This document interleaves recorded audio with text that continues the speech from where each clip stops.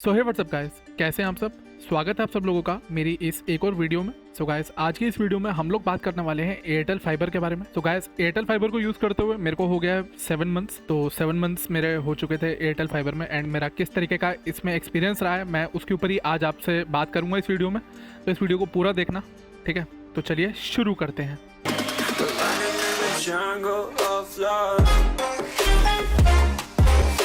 तो गाइस, इस वीडियो को हम डिवाइड करेंगे 8 पार्ट्स में, जिसमें मैं आपको सब कुछ बताऊंगा कि मेरा एक्सपीरियंस कैसा रहा एयरटेल के साथ, ठीक है।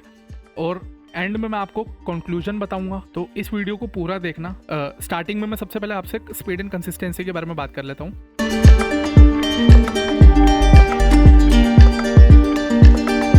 तो गाइस देखो, मैंने जो अपने दिमाग में ये सोचा था ना कि स्पीड और कंसिस्टेंसी के मामले में एयरटेल या ऐसा कोई भी एक बड़ा ISP जैसे जियो हो गया, एयरटेल हो गया, या और भी जैसे आते हैं, एक्ट फाइबर नेट आता है, और भी कई सारे अलग अलग ISPs आते हैं, ठीक है। हम लोकल ISPs की बात नहीं कर रहे अभी फिलहाल, हम मेनली यहाँ पे बात कर रहे हैं जो मेजर प्रोवाइडर्स हैं इंडिया में, हम उनकी बात कर रहे हैं। तो यहाँ पे अगर आप स्पीड एंड कंसिस्टेंसी की अगर मैं बात करूँ ना गाइस, तो एयरटेल के मामले में मेरे को speed not up to the mark मिली एंड कंसिस्टेंसी के मामले में भी ये बहुत बुरा रहा है, बहुत बुरा। मैं आपको बता देता हूँ, जैसे कि आप गाइस इन फोटोज़ में देख सकते हैं, यहाँ पे ना मेरी स्पीड आ रही है और पैकेट लॉस भी बहुत ज़्यादा हो रहा है। आप इस वीडियो में देखो गाइस, ये डिस्कॉर्ड का एक वीडियो है, आप इसमें पिंग स्पाइक्स देख सकते हो। इंडियन सर्वर के ऊपर मैं चला रहा हूँ डिस्कॉर्ड को, आपने नोटिस किया कि मेरा पिंग एकदम से 20s में आ गया और एकदम से स्पाइक मार के 50s में चला गया। मैं मानता हूँ कि ये कोई इतना बड़ा स्पाइक नहीं है, बट ओवर द यूजेज मैंने जैसे 6 मंथ्स यूज़ किया है एयरटेल को, तो मेरे को ये चीज़ देखने को मिली है कि हाँ, इसमें पिंग स्पाइक्स हैं, पैकेट लॉस भी हैं, एंड जो है वो आपके सामने है, एंड स्पीड इशूज़ भी हैं।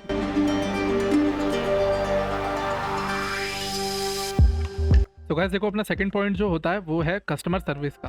तो गाइस देखो, सबसे पहले अगर मैं आपको बिल्कुल इनिशियल स्टेज के बारे में अगर बताऊं, तो कस्टमर सर्विस बेसिकली स्टार्ट होती है आपके जब आप एक इंटरनेट का प्लान या आप एक ब्रॉडबैंड को सिलेक्ट कर लेते हो, आप उसको पे कर देते हो अपने प्लान के लिए कि आपको कौन सा प्लान चाहिए, एंड फिर उसके बाद आती है बात उनके कस्टमर सर्विस की। जब वो इंस्टॉलेशन के लिए आते हैं, वो सारा का सारा पार्ट कस्टमर सर्विस का ही होता है। और उसके बाद अगर कभी आपको कोई प्रॉब्लम आती है, तो वो प्रॉब्लम में आपको कितने हेल्पफुल रहे, उन्होंने आपको किस तरीके से हेल्प किया, कितनी जल्दी आपका प्रॉब्लम सॉल्व करवाया, वो सारा का सारा पार्ट हमारा कस्टमर सर्विस में आता है। तो सबसे पहले मैं बात कर लेता हूँ इंस्टॉलेशन की। इंस्टॉलेशन में गाइस मैंने इनको पैसा पे कर दिया था, 999 वाला प्लान लिया था मैंने 200 MBPS का। तो गाइस उसमें मेरे को इन्होंने प्रॉमिस किया था कि ये सेम डे मेरे को कनेक्शन जो है वो इंस्टॉल करवा देंगे। ये बात है अप्रैल की। अप्रैल में मैंने इनको पैसा पे किया था, मेरे ख्याल से 8 अप्रैल की बात थी। मैंने इनको पैसा पे कर दिया, ठीक है। इनका 6000 समथिंग जो भी अमाउंट बना 6 मंथ्स का, वो मैंने इनको पे कर दिया। इन्होंने पैसा ले लिया मेरे से। उसके बाद मैं इनके टेक्नीशियन को फोन लगाता रहा, ये बोल रहे थे कि मैं अभी आ रहा हूँ, थोड़ी देर में आ रहा हूँ, 1 घंटे में आ रहा हूँ, आधे घंटे में आ रहा हूँ, करते करते इन्होंने पूरा दिन वो वाला वेस्ट कर दिया। एंड मेरे को तो उम्मीद नहीं थी कि ये मैं वैसे मुझे पता है एक दिन में हार नहीं मानी चाहिए, बट फिर भी मैंने अपनी तरफ से कॉल किया। बट एज पर प्रॉमिस इन्होंने ये बोला था मेरे को कि उसी दिन जिस दिन मैंने पे किया है उसी दिन ये मेरे को कनेक्शन इंस्टॉल करवा देंगे, बट ऐसा नहीं हुआ। अगले दिन ये आए, अगले दिन भी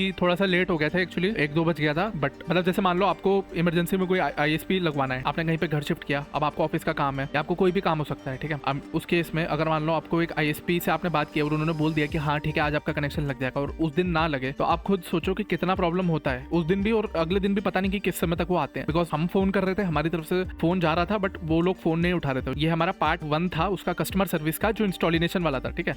अभी उसके बाद मैं बात करता हूँ कि उसके बाद जब लगने के बाद जो हमारी दिक्कतें आई, जो मैंने अभी आपको दिखाई, उसमें इन्होंने किस तरीके से मेरी प्रॉब्लम सॉल्व करवाई। तो गाइस देखो, बात ऐसी है कि 6 महीने में प्रॉब्लम के साथ ही रहा हूँ, मेरा प्रॉब्लम सॉल्व नहीं हुआ। एंड जब मैंने कनेक्शन लगवा लिया तो उसके 15 डेज तक कनेक्शन ठीक चला, बिल्कुल प्रॉपर स्पीड आई 200 MBPS की, ठीक है। और जो मैंने आपको स्पीड टेस्ट दिखाया था ना गाइस, वो स्पीड 15 दिन के बाद शुरू हो गई थी ऐसी गिरनी। मतलब उसमें बेसिकली मेरे को अपलोड स्पीड नहीं आ रही थी and ping spikes end packet loss भी आ रहा था। मैंने मल्टीपल टाइम्स कंप्लेंट की। स्टार्टिंग में इन्होंने मेरे को प्रॉमिस किया कि 4 घंटे के अंदर ये प्रॉब्लम मेरा सॉल्व करा देंगे, बट ऐसा नहीं था। इनके जो टेक्नीशियन है वो स्टार्टिंग में तो विजिट किए उन्होंने 2-3 बार, बट उसके बाद से उन्होंने मुझे एक्चुअली अपना एक पर्सनल नंबर दिया, जैसे कि आप अभी देख सकते हो। मैंने उनको मल्टीपल टाइम मैसेज किए थे, बट वो बिल्कुल भी रिस्पॉन्ड नहीं कर रहे थे। मैं नहीं जानता कि क्या है क्या नहीं इनका सिस्टम, बट मैंने कॉल किया, मैंने मैसेज किए, वो रिप्लाई बहुत कम देते हैं, ठीक है। महीना तक तो फिर मैंने बॉदर ही नहीं किया, मैंने कहा छोड़ दो यार, अब अपना हेडेक है, क्योंकि इसमें और कुछ हो नहीं सकता।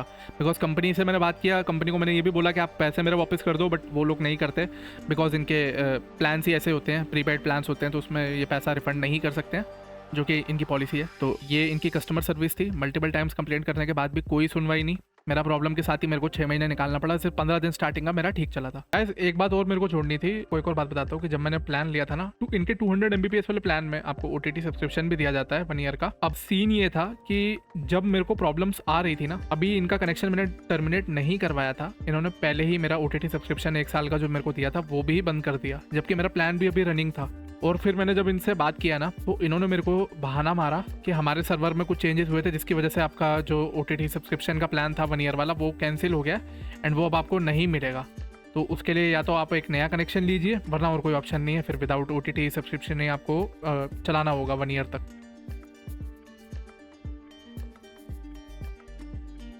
तो गाइस अपने तीसरे पॉइंट के बारे में बात कर लेते हैं, डाउन टाइम एंड रिलायबिलिटी के बारे में। तो गाइस डाउन टाइम की अगर मैं बात करूं तो गाइस उसमें भी एयरटेल ज़्यादा अच्छा परफॉर्म नहीं कर पाया मेरे नज़रिए में। सीन ये था कि जब मैंने इनका कनेक्शन ले लिया था तो 1 से 1.5 महीना तक मेरा कनेक्शन ठीक चला था। मतलब जो प्रॉब्लम्स थी वो तो थी, बट कम से कम ये है कि इंटरनेट तो वर्क कर रहा था ना। बट उसके बाद से जो इंटरनेट का मेरा डाउन टाइम था वो बहुत ज़्यादा था। कहने का मतलब ये है कि कनेक्शन बार बार कट हो रहा है, मैं गेम खेल रहा हूँ, ठीक है। रात के समय जो लोग मेरे को जानते हैं, काफ़ी टाइम से मेरे को फॉलो कर रहे हैं, मेरे चैनल को सब्सक्राइब करके जो मेरी लाइव स्ट्रीम्स देखते थे, तो ये बात होगी कुछ जुलाई के आसपास की बात है ये। तो गाइस जुलाई के आसपास की बात है। तो उस समय मेरे को आज भी याद है कि मैं स्ट्रीम कर रहा था एंड स्ट्रीम करते करते मेरा नेट मल्टीपल टाइम्स ब्रेक हुआ है।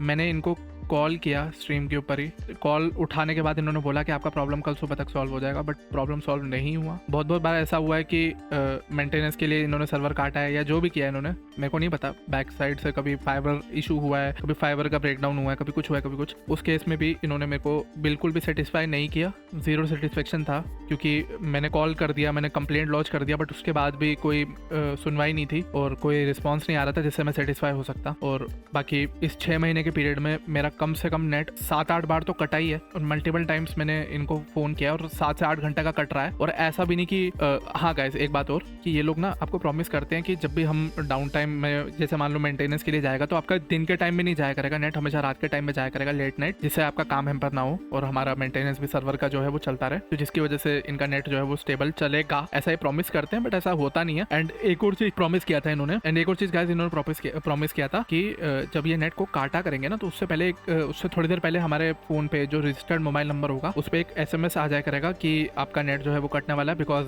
सर्वर मेंटेनेंस पे जाएगा, जो भी है, ठीक है ना। तो कोई SMS आया और ऊपर से 8-9 घंटे का डाउन टाइम, अगर मान लो 6 महीने के डाउन पीरियड में, अगर मान लो ये मेरे को आप ये लगा लो हर 3-4 दिन के बाद अगर देखने को मिल रहा है, कम से कम 7-8 बार तो हुआ है ये 6 महीने के इस टाइम पीरियड में, तो आप खुद सोच लो कि किस तरीके की इसकी रिलायबिलिटी होगी। मेरे हिसाब से तो भाई एक्सपीरियंस मेरा इसमें भी अच्छा नहीं रहा है। तो गाइस अब अपने नेक्स्ट पॉइंट के बारे में बात कर लेते हैं, जिसका नाम है pricing and value for money. ठीक, तो आप एक ISP का वैसा वाला प्लान लोगे जिसमें जो आपके पॉकेट के हिसाब से हो एंड आपको सेटिस्फाई भी कर सके, ठीक है। जैसे कहने का मतलब है कि मैंने पहले लोकल ISP यूज़ किया, उसमें मेरे को 300 MBPS का प्लान बहुत सस्ते में मिल जाता था, मतलब मंथली में वो मेरे को पड़ता था 500-700 रुपये के आसपास का। तो हम वो वाला प्लान लेके सेटिस्फाइड रहते थे, क्योंकि उसमें स्पीड सबको ठीक मिल जाती थी, मैं डाउनलोड्स करता था। अब क्योंकि मैं एक गेमर हूँ, मैं लाइव स्ट्रीम भी करता हूँ, ठीक है, तो मैं गेम्स डाउनलोड करता हूँ और भी बहुत सारे मल्टीपल चीज़ें होती हैं। घर में भी लोग TV देख रहे हैं, तो उसमें हमारा जो प्लान है वो 300 MBPS वाला चलता था। बट अब एयरटेल के मामले में यहाँ पे प्राइसिंग थोड़ा सा हैवियर साइड है, एक्चुअली 1700 या 1800 का टैक्स मिला के लगता है, और विदाउट टैक्स अगर देखा जाए तो 1500 रुपीज़ का 300 MBPS का प्लान है, तो जो कि एक बहुत ज़्यादा प्राइस है मेरे हिसाब से, मेरे नज़रिए में। मैं एक लोकल ISP पहले यूज़ करता था, एक्साइटल नाम का, उसमें बहुत सस्ते प्लान्स थे और हैं आज भी। तो उस हिसाब से मेरे को वैल्यू फॉर मनी तो एयरटेल ठीक लगता है, but mainly value for money पता है कब आती है बात? मेनली वैल्यू फॉर मनी तब बात आती है कि आप कोई भी प्लान ले लो एक ISP का, मान लिया चलो ठीक है आपने 40 MBPS वाला प्लान नहीं लिया एयरटेल का, आपने ले लिया 100 वाला ले लिया, 200 वाला ले लिया। अब जैसे मेरे केस में मैंने 200 वाला प्लान लिया था, बट मेरे को ठीक था। अगर उनकी सर्विस ठीक रहती ना गाइस, तो शायद आज के टाइम में भी मैं उसको कंटिन्यू कर रहा होता एयरटेल को ही। बट उनकी सर्विसेज जो थी वो जैसी थी वो मैंने आपको बता दी, तो अब वही है कि मैं कंटिन्यू तभी नहीं कर रहा हूँ। तो मेरे को इतना वैल्यू फॉर मनी नहीं लगा, क्योंकि एक चीज़ को आप ले लेते हो, आप उसका पे करते हो, बट उसके बाद जो उसकी सर्विसेज होती हैं या जिस तरीके से वो प्रोडक्ट आपका काम कर रहा है, तो ऊपर ही वैल्यू फॉर मनी वो चीज़ डिपेंड होती है। बाकी इनके सस्ते प्लान्स भी आते हैं, मतलब 400-500 रुपये में आप 40 MBPS 50 MBPS वाला भी प्लान ले सकते हो।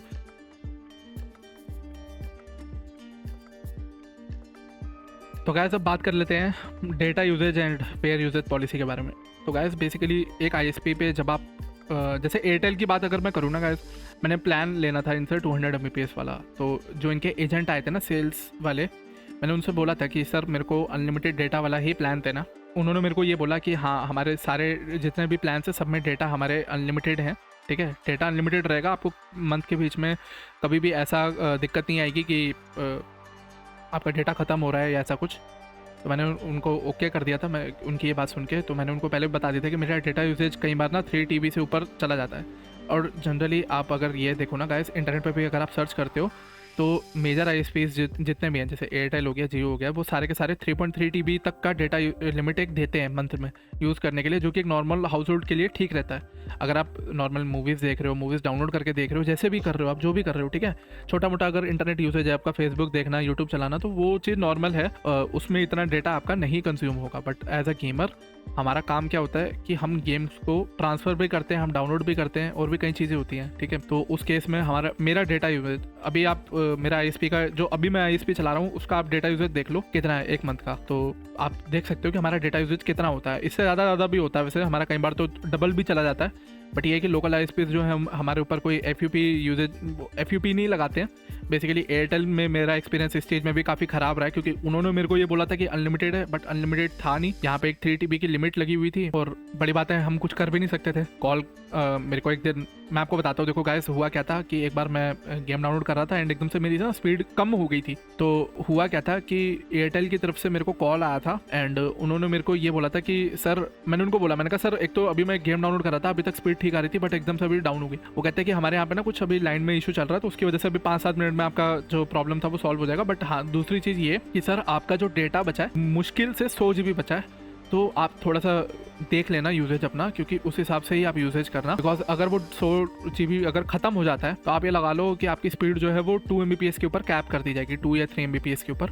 वो 2 Mbps भी बोलते हैं, वो देते 1 या उससे भी कम ही है। तो बेसिकली यही है जो आपके पास फिर बच जाएगा, और आप कुछ कर भी नहीं सकते हो, आपको ये रिचार्ज पैक नहीं आता। मतलब आपको फिर अगर मान लो और डेटा चाहिए तो आपको उसके लिए अलग से पे करना पड़ेगा, वही पूरा का पूरा पैसा, जैसे 999 रुपीज़ फिर मेरे को पे करने पड़ेंगे, दोबारा उतना ही डेटा मिल जाएगा मेरे को उतनी स्पीड के साथ।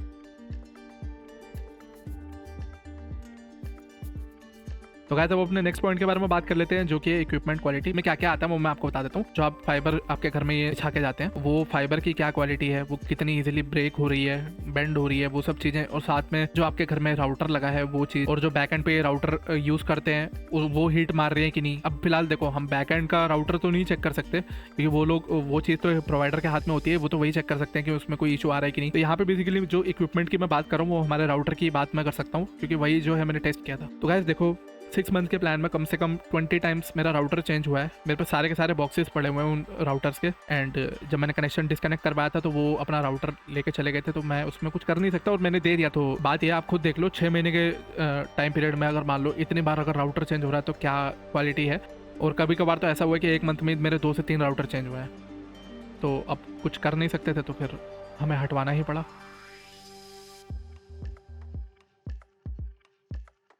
तो गाइस जो चीज़ें मैंने आपको बताई वो सारा का सारा मेरा रिव्यू था, ठीक है। उसमें बेसिकली जो मेरे साथ चीज़ें हुई हैं वो सारा का सारा मेरा एक्सपीरियंस मैंने आपके साथ शेयर कर दिया। तो अब कंक्लूजन आपके हाथ में है कि आपको एयरटेल लगवाना है या नहीं लगवाना है। बट अगर आप मेरे से पूछोगे तो मैं आपको बस इतना बोलूँगा कि आप चाहो तो आप इस ISP के साथ जा सकते हो, बट मेरी एक छोटी सी सजेशन है कि आप सबसे पहले ना अपने एरिया में जो कोई बंदा यूज़ कर रहा है, जो हैवी यूजेज करता है, उससे पूछ लेना एक बार। आप किसी अपने फ्रेंड को जानते हो या किसी को भी अगर रिलेटिव को जानते हो, रिलेटिव हो गया या आपके आस पड़ोस में कोई नेबर हो गया जो यूज़ कर रहा है और जो हैवीली यूज़ करता है, बेसिकली डाउनलोड्स भी करता है, गेम भी खेलता है, पिंग, पैकेट लॉस, ये सब जानता हो थोड़ा बहुत, आप उससे एक बार पूछ लेना। अगर आपके एरिया में ठीक चल रहा है तो आप ले सकते हो। और स्टार्टिंग में एक छोटा सा और रिकमेंडेशन है कि आप कम स्पीड वाला प्लान लेना और कम ड्यूरेशन वाला प्लान लेना। 1-2 महीना आप चला के देखो, जब आपको लगे कि हाँ यार ठीक चल रहा है, बिल्कुल कोई इशू नहीं है, तो उसके बाद आप चाहो तो फिर लॉन्ग यूजेज वाले प्लान भी आप ले सकते हो। अब यहाँ पे जो मेरे को यहाँ पे प्रॉब्लम नज़र आ रही है वो ISP में नहीं, मेरे को मेरे प्रोवाइडर साइड में नज़र आ रही है प्रॉब्लम। तो ठीक है गाइस, वीडियो पसंद आई होगी तो प्लीज़ लाइक कर देना, सब्सक्राइब कर देना मेरे चैनल को, और बाकी घंटे का आइकन दबा देना। मैं मिलता हूँ आपसे एक और नई वीडियो में, ठीक है। तब तक के लिए बाय बाय।